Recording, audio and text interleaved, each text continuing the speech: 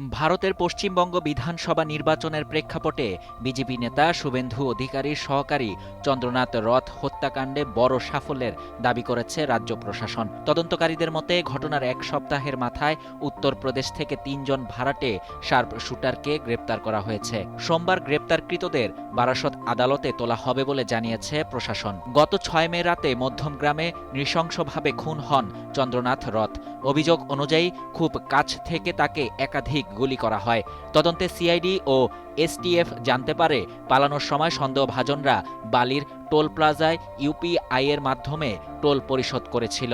সেই ডিজিটাল লেনদেনের সূত্র ধরেই তদন্তকারীরা উত্তরপ্রদেশে পৌঁছে ৩ জনকে গ্রেপ্তার করে। প্রাথমিক তদন্তে ধারণা করা হচ্ছে এটি ছিল একটি সুপরিকল্পিত হত্যাকাণ্ড। ব্যবহৃত গাড়িতে ভুয়া নম্বর প্লেট ছিল বলেও জানা গেছে। তদন্তে আরও উঠে এসেছে একটি অনলাইন গাড়ি বিক্রির বিজ্ঞাপন থেকে নম্বর সংগ্রহ করে ভুয়া নম্বর প্লেট তৈরি করা হয়েছিল। গ্রেপ্তার হওয়া ৩ জনকে জিজ্ঞাসাবাদ করে মূল পরিকল্পনাকারীদের শনাক্ত করার চেষ্টা চলছে বলে জানিয়েছে সিআইডি।